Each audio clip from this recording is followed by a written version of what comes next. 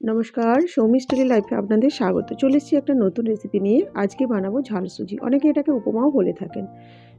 কী লাগবে চলুন দেখে নিন। লাগবে আলু, গাজর, বিনস, মটরশুঁটি, টমাটো, পেঁয়াজ, কাঁচা লঙ্কা, ডিম, সুজি এবং একটু আদা বাটা এবং সামান্য করে রসুন বাটা। প্রথমে আমি সুজিটাকে ভালো করে লাল লাল করে সাদা তেল দিয়ে ভেজে নেব।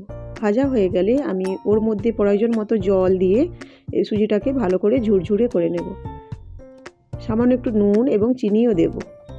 সুজিটা যখন ভালো করে ঝুরঝুরে হয়ে যাবে, তারপর ওটাকে আমি একটা পাত্রের মধ্যে নামিয়ে রাখব। তারপর আমি ডিমগুলোকেও ভালো করে ভেজে নেব। ডিমগুলোকে ঝুড়ি ঝুড়ি করে ভালো করে ভাজা হয়ে গেলে ওটাকেও আমি একটা পাত্রের মধ্যে নামিয়ে রাখব। তারপর আমি সব সবজিগুলোকে ভেজে নেব পরপর করে। প্রথমে আমি আলুগুলোকে ভেজে নিচ্ছি কিছুটা নুন এবং হলুদ দিয়ে।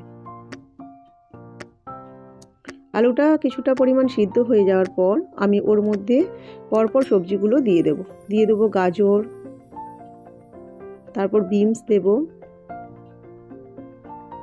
দিয়ে দেবো পেঁয়াজ, মটরশুঁটি এবং সামান্য রসুন এবং আদাও দিয়েছি। দিয়ে দেবো কাঁচা লঙ্কা এবং ভালো করে আমি আলুগুলোকে ভেজে নেব। সব সবজিগুলো ভালো করে ভাজা হয়ে গেলে আমি ওর মধ্যে দিয়ে দেবো টমেটোটা আমি লাস্টে দিয়েছি, কারণ আলুটা ভাজতে তাহলে দেরি হয়ে যাবে। তারপর ভালো করে ভাজা হয়ে গেলে আমি যে সুজিটাকে ভেজে নামিয়ে রেখেছিলাম সেটা ওর মধ্যে দিয়ে দেব এবং কিছুক্ষণ ভেজে নেব।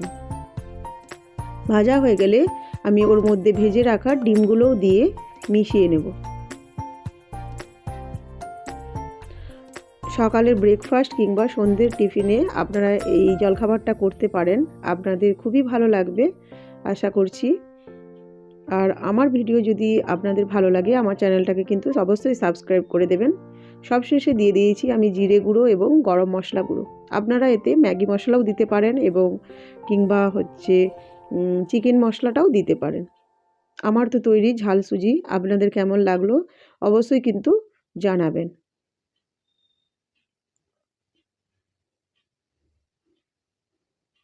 ভালো থাকবেন, সুস্থ থাকবেন। ধন্যবাদ।